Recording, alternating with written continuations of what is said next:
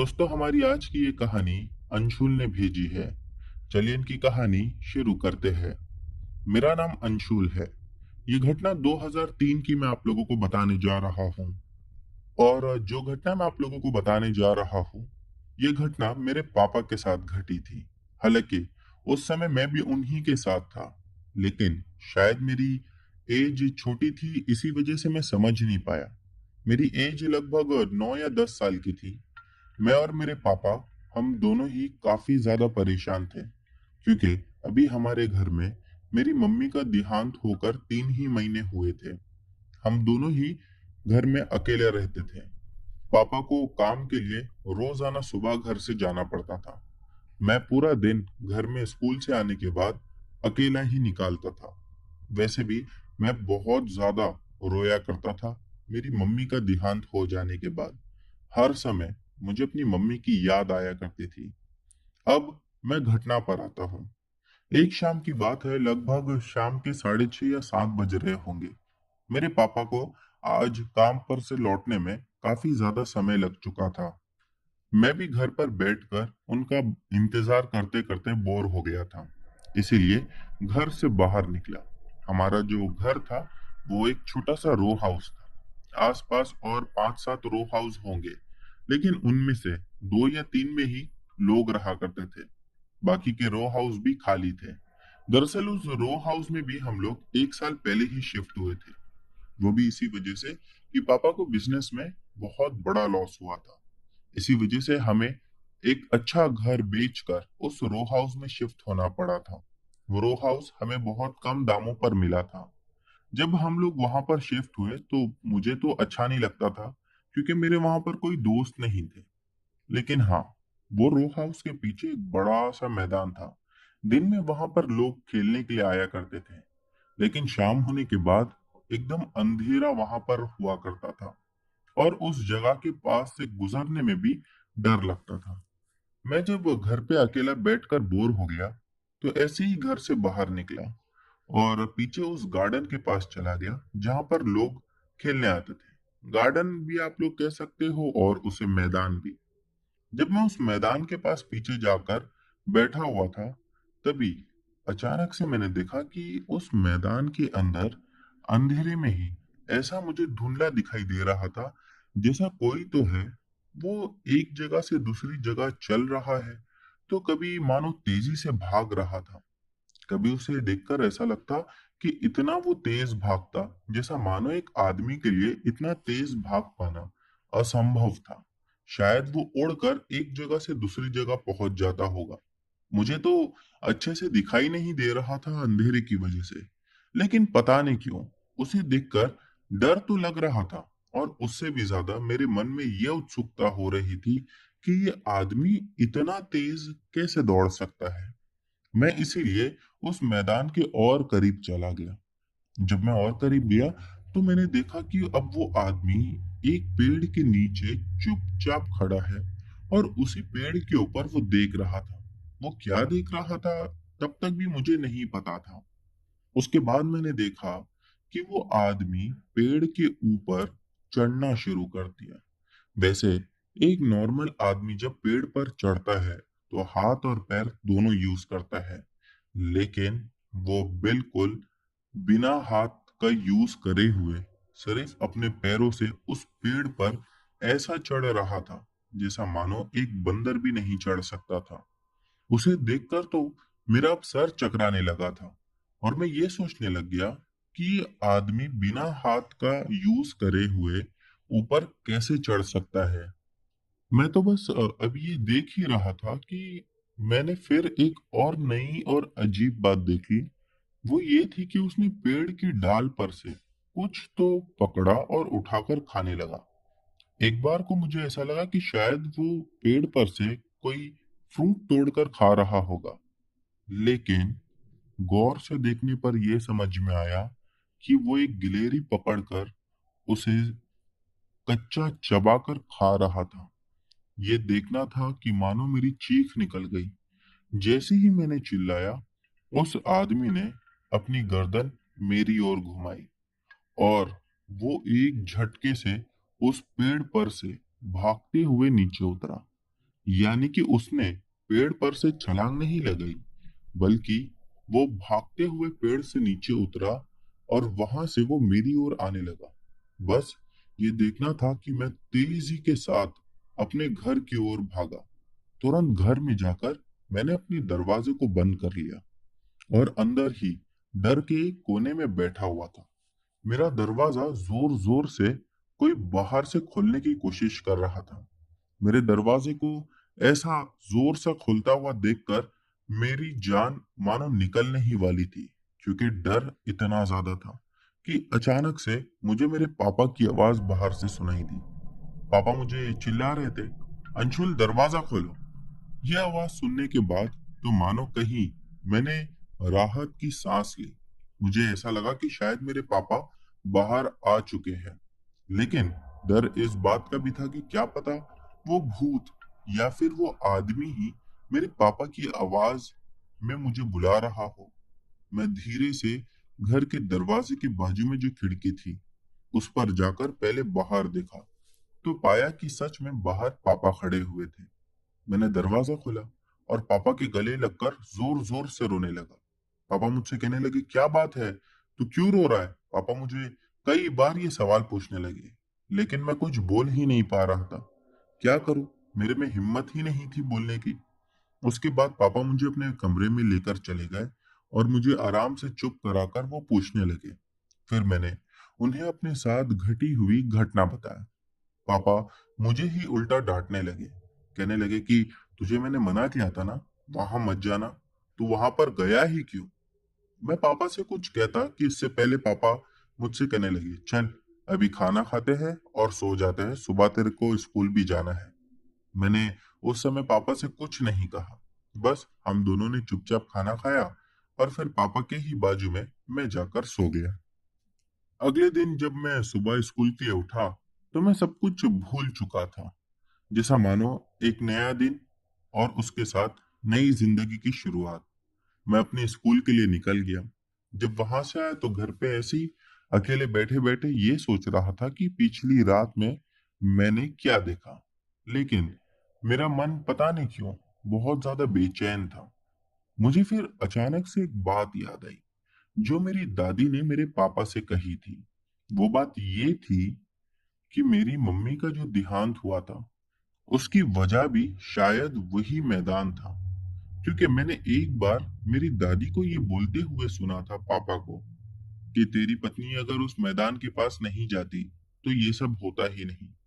अब दोस्तों मैं आप लोगों को ये भी बता दूं कि जब मेरी मम्मी का देहांत हुआ उससे पहले कई दिनों तक मेरे पापा मेरी मम्मी को लेकर कभी किसी बाबा के पास जाते तो कभी किसी तांत्रिक के पास, कभी किसी ओझा के पास जाकर मेरी मम्मी को दिखाते थे। हालांकि दवाइयां भी उनकी चल रही थी, लेकिन मैं ये बात समझ नहीं पा रहा था। मैं पापा से पूछता भी था, पापा मुझे इसका कोई जवाब नहीं देते, और मम्मी से बात करने जैसा था ही नहीं, क्योंकि मम्मी अपनी सूझबूझ खो चुकी थी। मम्मी से कुछ भी सवाल करो या कुछ भी बात करो, या तो वो जवाब नहीं देती, और अगर उन्हें कुछ बोलना होता था तो जब भी वो बात करने लगती ऐसा लगता कि वो बहुत ज्यादा गुस्से में है और वो अभी चीर कर मुझे खा जाएगी। इसीलिए मम्मी से तो मैं बहुत ज्यादा डरने लगा था। और पापा ने भी स्ट्रिक्ट वार्निंग देकर रखी थी कि जब मैं घर में ना रहूं तो मम्मी के नजदीक भी नहीं जाना। मम्मी बस अपने कमरे में बंद ही रहती थी। उसी समय से मैं स्कूल से भी आता था तो चुपचाप अपना खाना लेकर खा लेता था। एक केयर टेकर रखी गई थी जो कि मम्मी को खाना देती थी और उसके बाद वो कमरा बंद करके बाहर मेरे ही साथ होती थी, मेरा ध्यान रखती थी।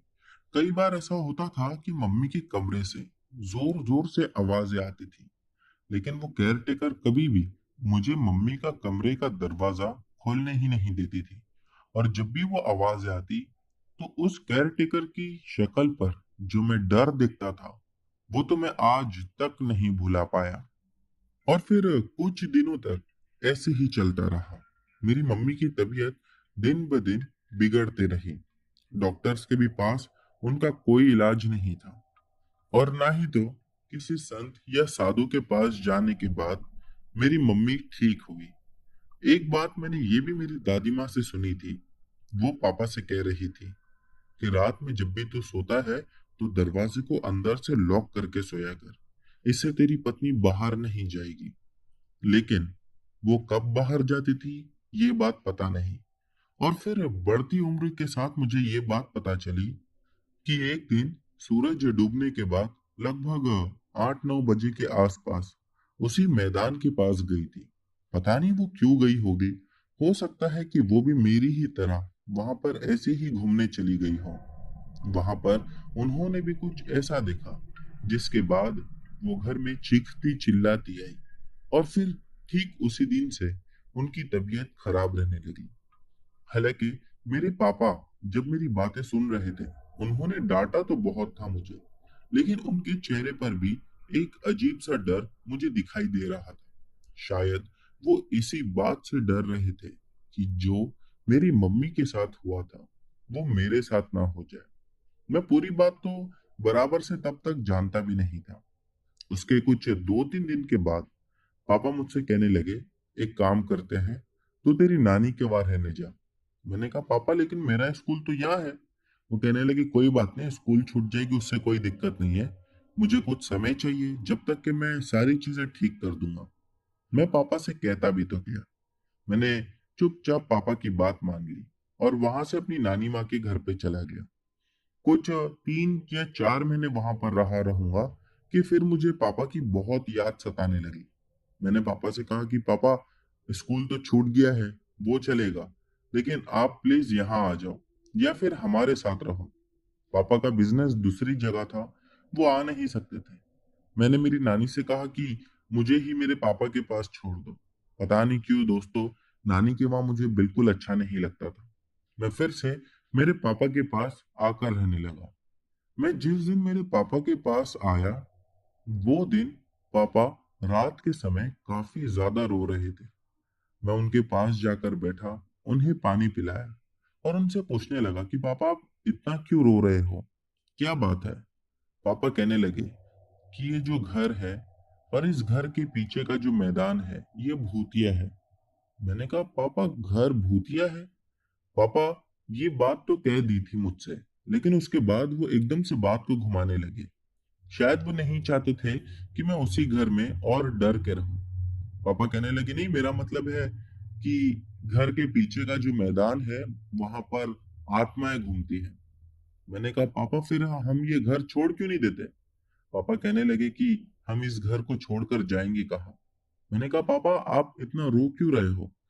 पापा मुझसे कहने लगे कि बेटा शायद अब मेरा भी वक्त आ चुका है, मैं भी बहुत जल्द तेरी मम्मी के पास चला जाऊंगा। मैं तो छोटा था, लेकिन कहीं ना कहीं ये बात समझ चुका था कि पापा को कुछ तो अंदेशा हो चुका है। मैं पापा से फिर जिद करने लगा कि पापा आप मेरे साथ ही चलो, नानी माँ के पास जाएंगे या दादी के पास चले जाएंगे। पापा कहने लगे मैं नहीं जा सकता। पता नहीं वो ऐसा क्यों कह रहे थे।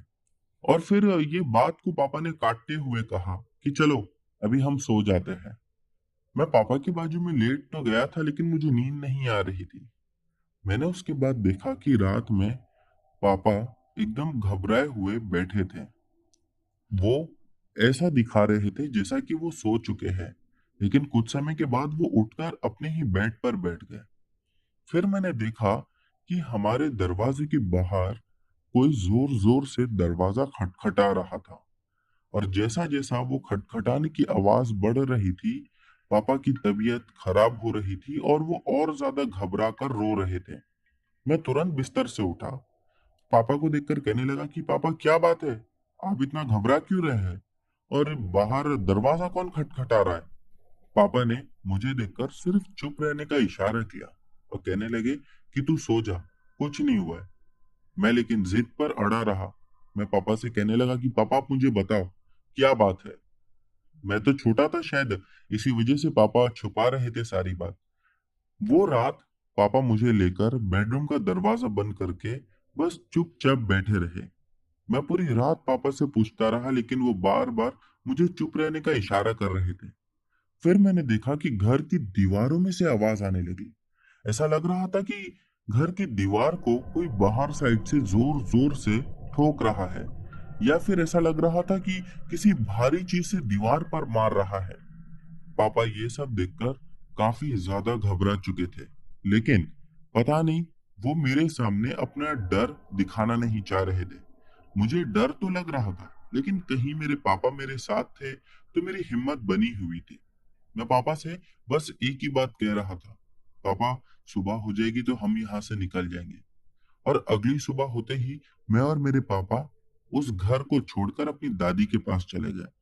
उसके बाद मेरे पापा नौकरी करने लगे और उस बिजनेस को, उस घर को वैसे ही छोड़ दिया। फिर लगभग 3-4 साल के बाद मेरे पापा उतने स्टेबल हुए कि हम लोग खुद का घर खरीद सकते थे। पापा ने दूसरी जगह पर एक अच्छा सा घर खरीदा और फिर मैं और मेरे पापा, हम दोनों ही वहां जाकर रहने लगे। अब तो मेरी पढ़ाई वगैरह पूरी हो चुकी है और मेरी शादी हो चुकी है। अब मुझे भी एक बच्चा है जो 2 साल का है।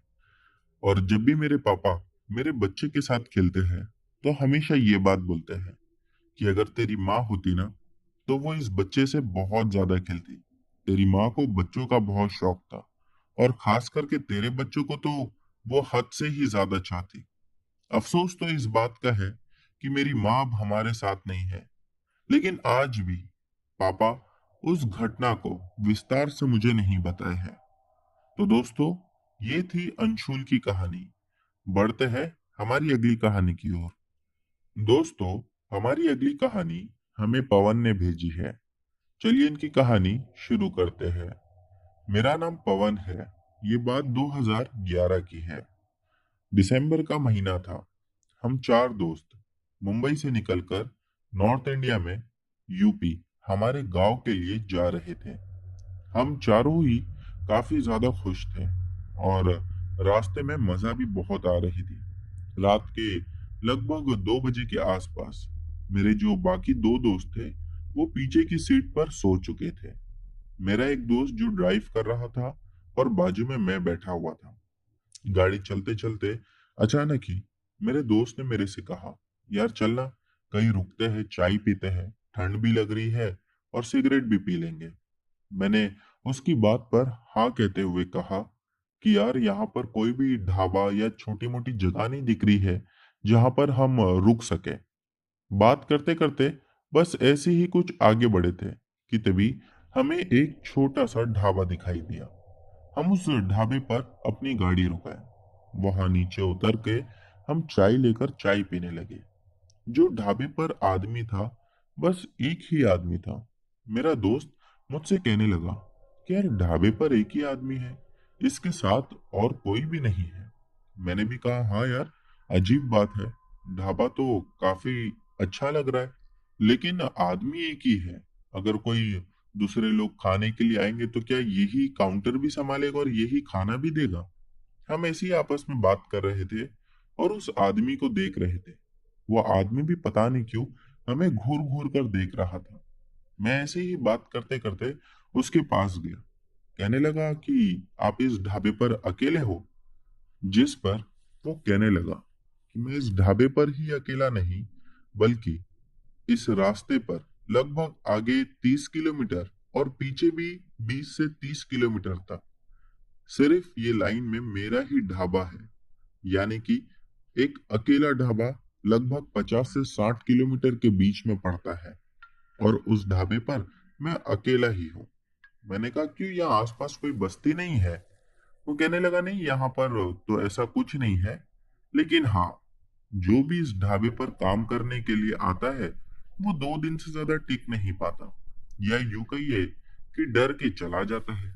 मुझे उसकी बात सुनकर कुछ अजीब लग रहा था। मैं कहने लगा कि डर कर चला जाता है यानी कि? वो हंसते हुए कहा कि यहाँ पर लोग भूत प्रेत से कुछ ज्यादा ही डरते हैं। मैंने दोबारा उससे कहा, क्या सच में यहाँ पर भूत प्रेत है? वो हंसते हुए कहने लगा, लोगों का कहना है, लोग मानते हैं, कभी किसी ने देखा है, मैं तो ये सब में इतना नहीं मानता। जिस पर मेरा अगला सवाल ये था, क्या आपने कभी किसी भूत या प्रेत को देखा है? वो मुस्कुराया, कहने लगा अगर देखा होता तो मैं भी ढाबे पर नहीं होता। पता नहीं उसकी बातों से ऐसा लग रहा था जैसा कि वो कुछ बहुत बड़ी चीज हमसे छुपाने की कोशिश कर रहा है। उसके बाद वो वहां से उठकर पता नहीं अंदर किचन में चला गया। शायद उसे कोई दूसरा काम होगा। हम वहीं पर खड़े थे और आपस में बात कर रहे थे कि क्या भूत प्रेत होते हैं और ये आदमी हमसे ऐसा सब क्यों कह रहा था। कुछ ही समय में वो वापस लौटकर बाहर आया। मैं उससे कहने लगा, भाई मुझे जरा बताओ ना, ये भूत प्रेत का क्या चक्कर है। वो मुझसे कहने लगा, क्यों आपको जानना है। मैंने कहा बस ऐसे ही, मुझे अच्छा लगता है। भूत प्रेत की कहानियां सुनने भी मुझे मजा आती है। मैं वैसे भी हॉरर पिक्चर्स और ये सब कुछ ज्यादा देखता हूँ। उसके बाद उसने छोटी छोटी कुछ घटनाएं बताई, जिसमें से पहली घटना उसने मुझे ये बताई कि आज से लगभग 1.5 महीना पहले यहाँ पर एक आदमी आया था काम करने के लिए। पहले के 1-2 दिन तो ठीक रहे। तीसरे दिन जब वो यहाँ से गया तब वो लौटकर ही नहीं आया। उसका कोई अता पता नहीं मिला मुझे। और इससे पहले भी ऐसा हो चुका है। एक आदमी यहाँ पर काम पर था, उसके बाद वो आया ही नहीं। मैंने कहा, तो आपने उनके बारे में जानने की कोशिश नहीं की। वो मुस्कुरा कर कहने लगा कि जरूर उन्हें भी वही आत्माएं दिखी होगी, या उसी आत्माओं ने, शायद हो सकता है उसे जान से मार दिया होगा, इसीलिए वो लोग नहीं आए। मैंने कहा, उसी आत्मा यानी। फिर उसने बताया कि कुछ महीने पहले यहाँ पर एक आदमी काम करता था।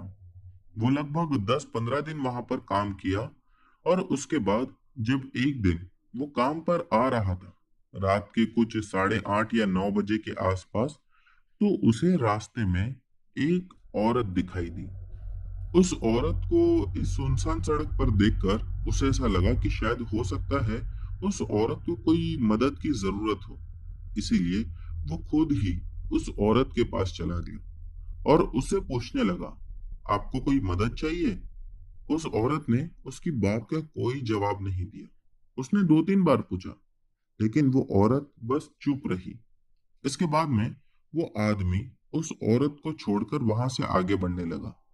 लेकिन फिर उसने देखा कि जैसा जैसा वो आगे बढ़ रहा था, वैसा वैसा वो औरत भी उसके पीछे पीछे आ रही थी। फिर उसने देखा कि पीछे से एक गाड़ी आ रही थी तेज रफ्तार में, और जो औरत पीछे उसके आ रही थी, वो उस गाड़ी को देखकर एकदम से खड़ी हो गई और बिना चले, मानो ऐसा लगा कि उड़कर वो बीचों बीच रोड के आकर खड़ी हो गई हो। वो आदमी ये सब देख ही रहा था कि उसने देखा वो कार या फिर वो गाड़ी उस औरत के आर पार होकर निकल गई और वो औरत वहीं के वहीं खड़ी रही। ये देखकर उस आदमी के मानो पैर कांपने लगे। वो भागता हुआ मेरे पास आया और जोर जोर से हाँफते हुए कहने लगा कि मैंने आज चुड़ैल को देखा। मुझे उसकी बात पर पहले विश्वास नहीं हुआ, लेकिन उसके बाद उसने मुझे ढाबे से बाहर निकाला और दूर एक औरत की ओर इशारा करते हुए कहा कि देखो, ये वही औरत है जो कि अभी अभी मेरे पीछे तक आ रही थी, लेकिन पता नहीं क्यों ढाबे के पास आने से पहले ही ये वहीं दूर रुक गई। मैंने उसे समझाया, लेकिन वो मेरी बात समझने को तैयार ही नहीं था। बस वो एक ही बात बार बार कह रहा था कि वो चुड़ैल है, वो मेरी जान ले लेगी। और उसके बाद वो मेरे ढाबे पर ही बहुत ज्यादा बीमार हो गया, यानी उसकी तबीयत खराब हो गई थी। मैंने उसके घर वालों को कॉल किया और उसे सब बताया। वो काफी दूर से आता था, उसके घर वालों को यहाँ तक पहुंचने में भी 2-2.5 घंटे लग चुके थे। जब यहाँ से उसे ले जाया गया, उसके बाद में वो कभी आया ही नहीं। और फिर कुछ दिनों के बाद मुझे ये पता चला कि वो आदमी मर गया। जब मैंने उसकी पत्नी से पूछा तो उसकी पत्नी कहने लगी कि वो हर समय एक ही बात करता था, वो चुड़ैल मुझे जान से मार देगी। और हर जगह, खास करके सूरज डूबने के बाद, उसे वो चुड़ैल दिखाई देती थी, जबकि उसके घर में से किसी को भी वो चुड़ैल नहीं दिखाई दी। मैंने कहा कि ढाबे के पास क्यों नहीं है, जिस पर वो ढाबे का मालिक या उस ढाबे पर बैठा हुआ आदमी मुझसे कहने लगा, ये मंदिर देख रहे हो ढाबे के ठीक बाजू में जो थी। मैंने कहा हाँ। वो कहने लगा, इसी की वजह से चुड़ैल या भूत मेरे ढाबे के नजदीक नहीं आते हैं। मैंने उससे कहा कि ये बात तो ठीक है, लेकिन चुड़ैल और जो आत्माएं लोगों को परेशान करती है, तो इसका कोई समाधान आप लोगों ने नहीं निकाला। उसके बाद उसने एक छोटी सी घटना और बताई।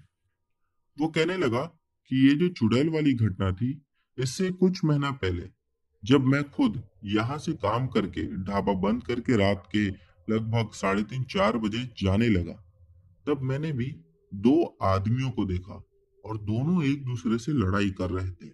वो इतनी बुरी तरह से लड़ रहे थे कि दोनों एक दूसरे को काट रहे थे, नाखून मार रहे थे। मैंने कहा, तो इसमें डरावना क्या था? वो कहने लगा, जहां जहां वो लोग एक दूसरे को काट रहे थे, वहां से वो दोनों ही एक दूसरे का मांस निकाल दे रहे थे। मैंने कहा, फिर? उसके बाद उसने बताया कि मैंने एक आदमी को उनमें से देखा जो दूसरे आदमी के गले पर काटा और उसने उसका मांस निकाल दिया। और जैसे ही उसके गले के ऊपर का गोश्त उसने काट कर निकाला, उसके गले पर से खून शुरू हो गया। इतना ज्यादा खून बह रहा था जैसा मानो किसी ने खून का नल खोल दिया हो। मैंने कहा, फिर? तो उसने कहा, इसके बाद भी वो दोनों एक दूसरे को काटते रहे। कोई किसी का हाथ तक चबाकर खा जा रहा था, तो कोई किसी की आंखों में अपने नाखून गाड़ के आंखें बाहर निकाल लिया था। फिर भी मानो उन दोनों में से किसी को कोई असर नहीं हुआ। एक बार को मुझे ऐसा लगा कि शायद दारू के नशे में ये लोग ये सब कर रहे हैं। लेकिन फिर मैंने देखा कि एक आदमी जो दोनों आपस में लड़ रहे थे, उनमें से उसने दूसरे वाले को हवा में उठा दिया और दूसरे वाले ने भी उसके बाद पहले वाले को हवा में उठा दिया। यानी अब दोनों के ही पैर जमीन पर नहीं थे, बल्कि जमीन से लगभग 4-5 फीट ऊपर हवा में लड़ रहे थे। ये देखने के बाद मुझे पक्का यकीन हो गया कि ये दोनों आत्मा ही है। दोस्तों, ये दोनों घटना सुनने के बाद मानो मेरा वहां पर 1 मिनट भी दिल नहीं लग रहा था। मैंने मेरे दोस्त से कहा कि चल, जितना जल्दी हो सके यहाँ से निकल जाते हैं। अगर ये आदमी सच कह रहा है तो इस जगह पर रुकना बेवकूफी है। बस फिर क्या था, हम दोनों ही जल्दी गाड़ी में बैठे और गाड़ी को वहां से तुरंत आगे बढ़ा दिए। तो दोस्तों, ये थी पवन जी की कहानियां। अब बढ़ते हैं हमारी अगली कहानियों की ओर। दोस्तों, हमारी अगली कहानी हमें सरोज थापा ने भेजी है। चलिए इनकी कहानी शुरू करते हैं। आप सभी को मेरा नमस्कार। मेरा नाम सरोज है और मैं नेपाल से हूँ। और ये घटना के बाद रात में कहीं भी जाने से मुझे बहुत डर लगता है। हमारा घर पहाड़ों पर है। एक तो आप लोगों को पता ही होगा, पहाड़ी इलाके अक्सर जंगलों से घिरे हुए होते हैं। हमारा जहाँ पर घर है वहाँ जंगल और बांस यानी कि बाम्बू ये कुछ ज्यादा ही मात्रा में मिलता है। हमारे दो घर है, एक नेशनल हाईवे के पास और दूसरा थोड़ा नीचे, जहाँ जंगल और बांस बहुत ज्यादा है। अब चलते हैं कहानी की ओर। कुछ 6-7 साल पहले की ये घटना है। रात का खाना खाने के बाद मैं कुछ देर के लिए छत पर गया और छत पर जाने के बाद मैं अपना फेसबुक अकाउंट को खोलकर उसमें दोस्तों के साथ चैटिंग करने लगा। गर्मियों का मौसम था, लेकिन पहाड़ों पर रहने की वजह से उस समय ठंडी हवा का मैं मजा भी ले रहा था। अब दोस्तों से बात करते करते कब रात के 12 बज गए मुझे पता ही नहीं चला। फिर सभी दोस्तों से गुड नाइट बोलकर नीचे जाने ही वाला था कि मैंने एक आवाज सुनी। आवाज ऐसी थी जैसे कि कोई घोड़े पर बैठकर मानो मेरी ही ओर धीरे धीरे चलता हुआ आ रहा था।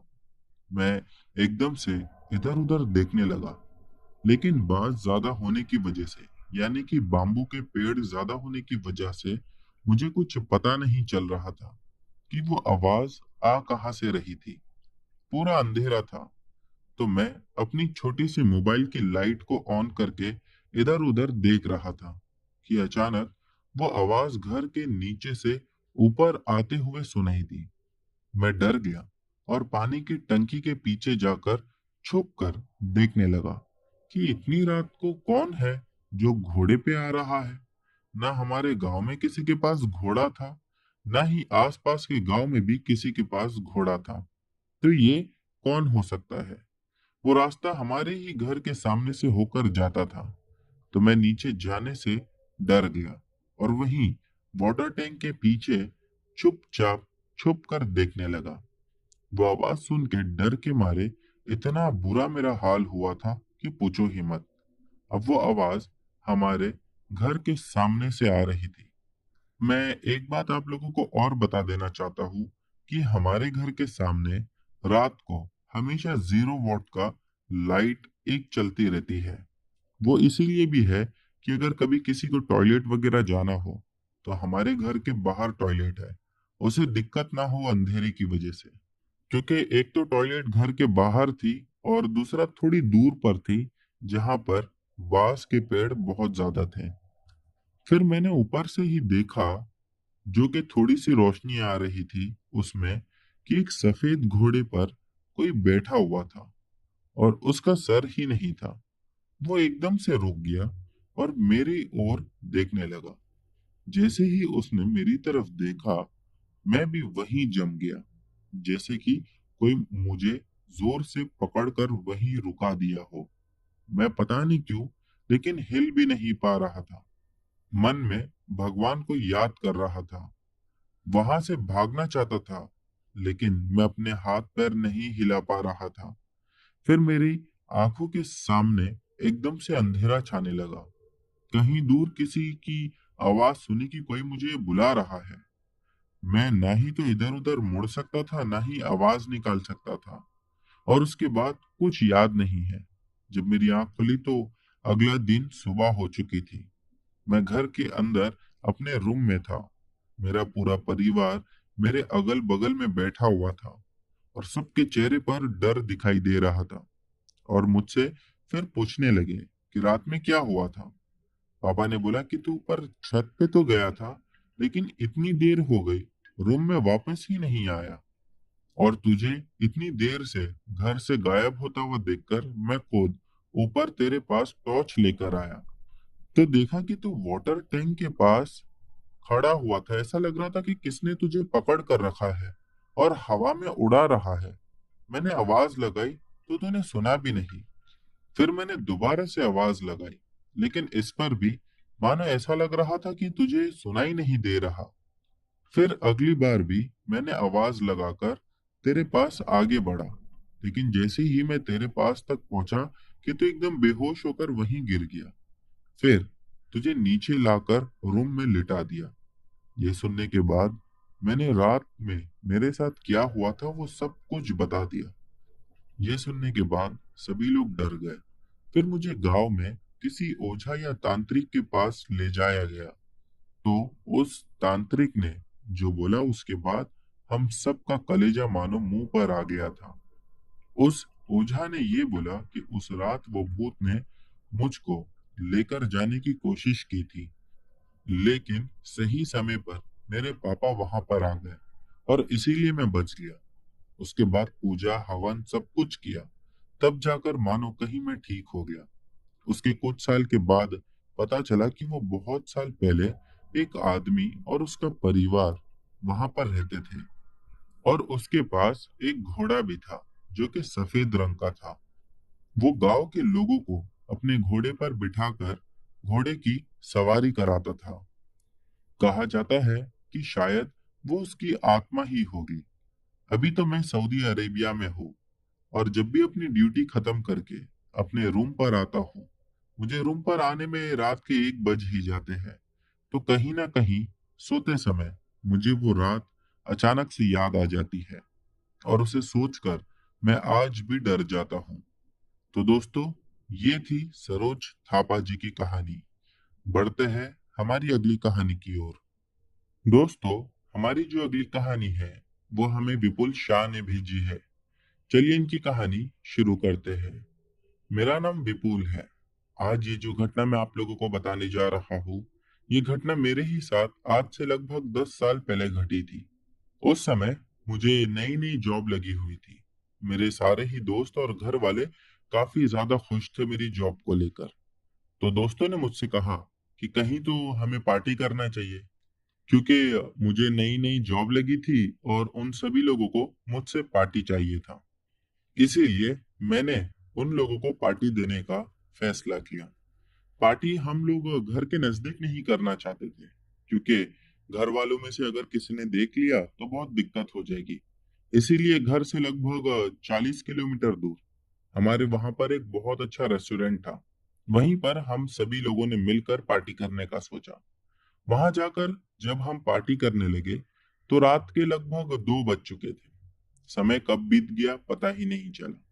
बाद में मुझे ये बात पता चली कि समय ज्यादा हो गया है तो अभी हमें निकलना चाहिए। लेकिन उनमें से मेरे 2 दोस्त वहां से जाने को तैयार ही नहीं थे। उन्हें और भी पार्टी करनी थी। वो लोग मुझसे जिद करने लगे, यार विपुल, हमें बस नहीं हुआ है, हमें और ड्रिंक करनी है। अब हम लोग ये सोचने लगे कि रेस्टोरेंट तो बंद हो गया है, पार्टी अब और कहाँ करेंगे। तभी मेरे एक दोस्त ने कहा, यहाँ से थोड़ी दूरी पर एक जगह है, मैं जानता हूँ, वहां हमें दारू मिल जाएगी। फिर हम सभी दोस्त वहां चले गए। वहां जाकर हमने खूब सारी दारू पी। अब रात के लगभग 3:30 बज चुके थे और अपने अपने घर के लिए हम लोग वहां से निकलने वाले थे। लेकिन जो कार चलानी थी वो मुझे चलानी थी, और मैंने दारू भी काफी ज्यादा पी रखी थी। इस वजह से बराबर कार चला पाना ये मेरे लिए नामुमकिन था। मैंने मेरे दोस्तों से कहा कि कार अब हम तीनों में से कोई नहीं चला सकता। एक काम करते हैं, कार को यहीं छोड़ देते हैं और घर के लिए निकल चलते हैं। मेरे बाकी 2 दोस्तों ने कहा, इतनी रात में हमें कोई सवारी नहीं मिलेगी। विपुल, एक काम कर, तू ही धीरे धीरे गाड़ी चला और हमें घर तक छोड़ दे। मैंने भी बहुत सोच विचार करने के बाद इस पर मान गया और फिर गाड़ी लेकर वहां से हम तीनों ही घर के लिए निकल पड़े।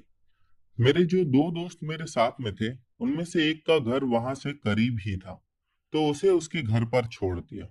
और फिर वहां से लगभग 20-25 किलोमीटर दूरी पर हम दोनों दोस्तों का घर था।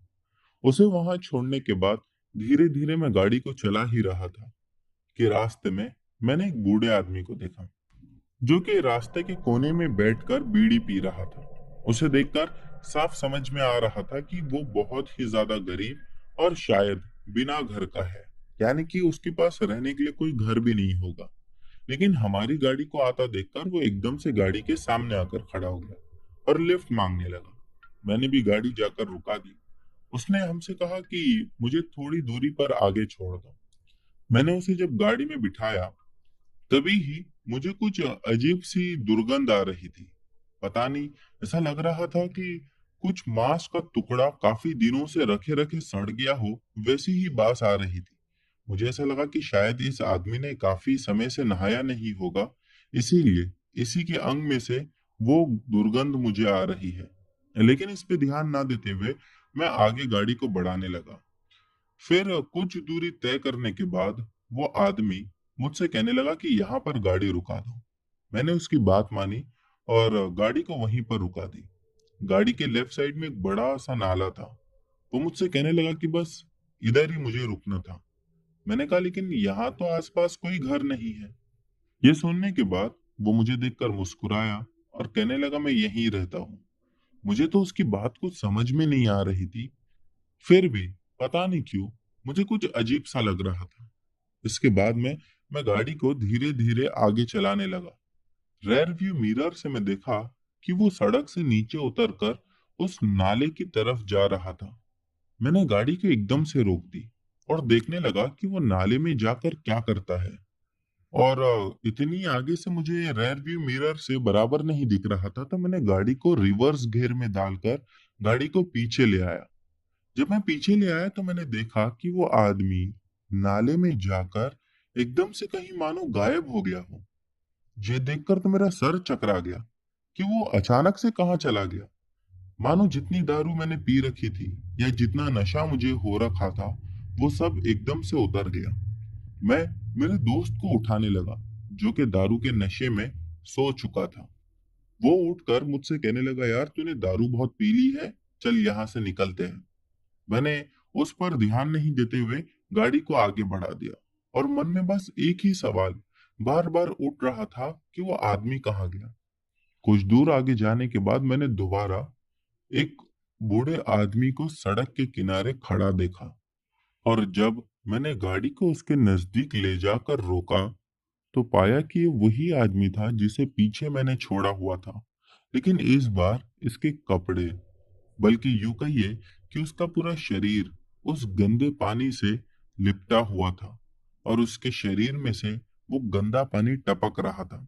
मैं समझ गया कि कुछ ऊपरी चक्कर है। मैंने गाड़ी को इसके लिए उसके पास से तेज गति से भगाना शुरू किया। मेरा दोस्त, जो कि अब तक गहरी नींद में था, वो गाड़ी को भगाने की वजह से उठ चुका था, और उठकर मुझसे एक ही सवाल बार बार पूछ रहा था। विपुल, क्या हुआ है? क्या बात है? तू गाड़ी इतनी तेज गति से क्यों भगा रहा है? मैंने उससे कहा, यार, जो अभी अभी मैंने देखा, अगर वो तू देख लेता तो तू भी यही करता। दारू के नशे में, या फिर यूं कहिए कि तेज गाड़ी चलाने की वजह से, गाड़ी को मैंने एक बड़े से पेड़ के पास जाकर ठोक दिया, और उसके बाद हमारे बोनट में से धुआं निकलने लगा। मैं और मेरा दोस्त दोनों ही गाड़ी से बाहर निकले और काफी ज्यादा परेशान हो गए कि यहाँ से अब घर कैसे जाए। अब भी हमारा घर उस जगह से काफी दूर पर था। अभी ये सब सोच ही रहे थे कि मैंने वापस से उसी आदमी को अपनी ओर पीछे से आता हुआ देखा। मुझे समझ नहीं आ रहा था कि वो बूढ़ा आदमी या फिर वो बूढ़ी आत्मा हमसे क्या चाहती थी। फिर मेरे दोस्त ने मुझसे कहा, तू इस आदमी को देखकर इतना घबरा क्यों रहा है? मैंने उसे उसी समय सारी बात बताई, और वो भी ये सुनने के बाद घबरा गया। वो आदमी हमारे नजदीक आकर खड़ा हुआ और बड़ा सा अपना मुंह खोला।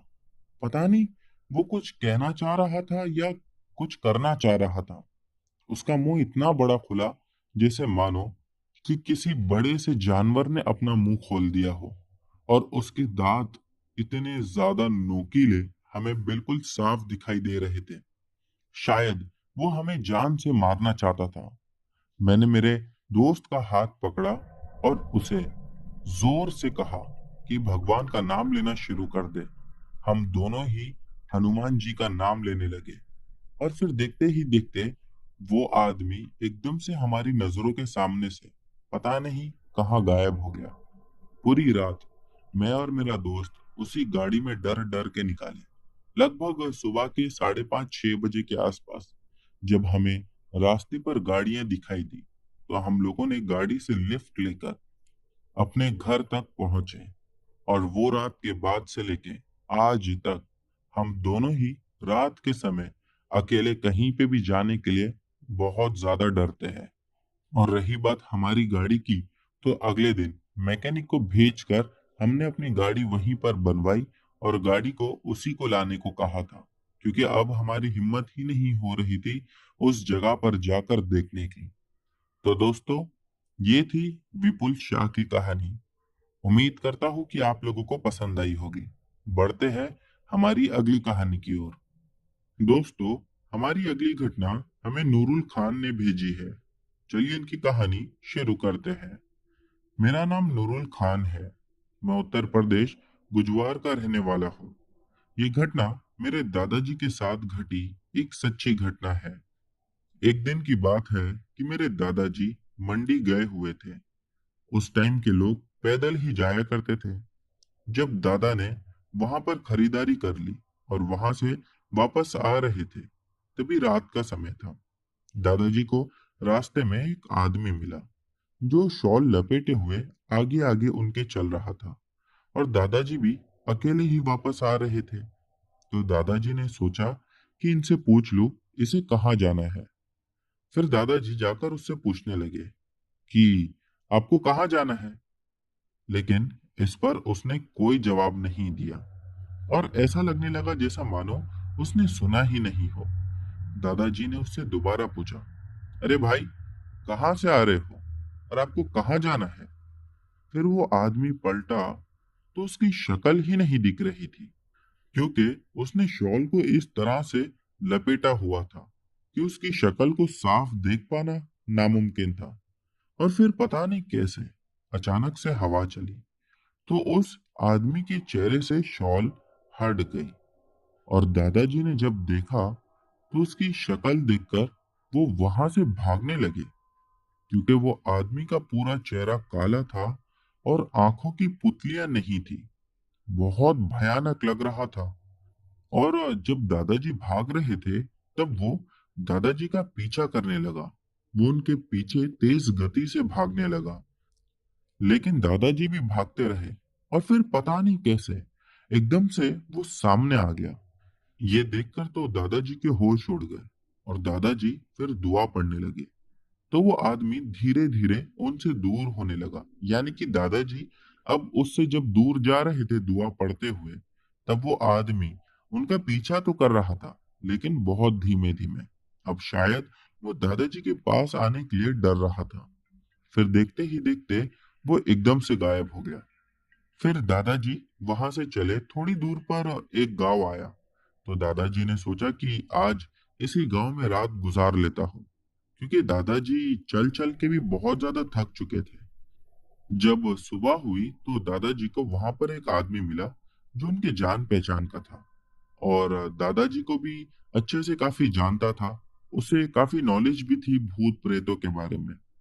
इसीलिए दादाजी ने उनके साथ घटी पूरी घटना उस आदमी को बताई। जब उसने ये सुना तो वो बताया दादाजी को, जो दादाजी सुनकर चौंक गए, क्योंकि वो जो आदमी दादाजी को रात में दिखा था, असल में वो इसी गांव का आदमी था। उसके साथ हुआ ये था कि एक दिन वो आदमी कहीं से आ रहा था, तभी उसे किसी ने रास्ते पर ही जलाकर मार दिया था। और उसके ही बाद से ये सब शुरू हो गया। यानी कि रात के समय अक्सर जब वो सड़कें सुनसान होती है तो वो वहां पर किसी न किसी को दिख जाता है। तो दोस्तों, ये थी नूरुल खान की कहानी। बढ़ते हैं हमारी अगली कहानी की ओर। दोस्तों, हमारी अगली कहानी रवि मकवाना ने भेजी है, जो कि सूरत गुजरात के रहने वाले हैं। इन्होंने पहले भी हमारे चैनल के साथ एक कहानी शेयर कर रखी थी। चलिए इनकी कहानी शुरू करते हैं। सूरत के पास एक छोटा सा गांव है जिसका नाम है Sachin. Sachin GIDC check post area है। वहां पे दो पुलिस वाले की नाइट ड्यूटी थी। पुलिस इंस्पेक्टर विजिट पर गए थे। विजिट पूरी करने के बाद वापस वो अपने पुलिस स्टेशन की ओर जाने के लिए निकले। उनके पास पीसीआर गाड़ी थी। उस रात उसका ड्राइवर गाड़ी चला रहा था। पुलिस इंस्पेक्टर ने देखा कि एक औरत रोड साइड खड़ी थी और वो हाथ दिखा रही थी ट्रक को रोकने के लिए। लेकिन बात अजीब तब लगी कि उसका हाथ रोड के बीचों बीच आ रहा था और वो खड़ी थी रोड के साइड में। भला एक औरत का हाथ इतना लंबा कैसे हो सकता है? ये देखने के बाद उस इंस्पेक्टर ने अपने ड्राइवर से कहा, क्या जो मुझे दिख रहा है वैसा ही तुम्हें भी दिख रहा है? जिस पर उसने कहा, हाँ सर, मुझे भी वैसा ही दिख रहा है। और वो काफी ज्यादा घबराया हुआ था। और फिर जब गाड़ी उसके नजदीक से गुजर रही थी, तब उन लोगों ने देखा कि वो कोई औरत नहीं थी, बल्कि वो एक चुड़ैल थी और उसके पैर भी उल्टे थे। ये देखना था कि वो दोनों ही काफी ज्यादा घबरा गए और तुरंत ही अपनी गाड़ी घुमा ली। फिर वो सभी लोग चेक पोस्ट पर अपनी गाड़ी के साथ आ गए और उसके बाद पूरी रात उन्हें वहीं पर गुजारनी पड़ी। और कहा जाता है कि ऐसी ही कई सारी घटनाएं वहां पर हो चुकी है और उसी वजह से वहां पर कई सारे एक्सीडेंट भी हुए हैं। तो दोस्तों, ये थी हमारी आज की सभी कहानियां। उम्मीद करता हूँ कि आप लोगों को पसंद आई होगी। दोस्तों, इनमें से जो भी कहानी आप लोगों को अच्छी लगी है उसके बारे में नीचे कमेंट सेक्शन में लिखना मत भूलना। और हाँ, चैनल पर नए हो तो बिना सब्सक्राइब किए मत जाना। मिलते हैं हमारी अगली वीडियो में।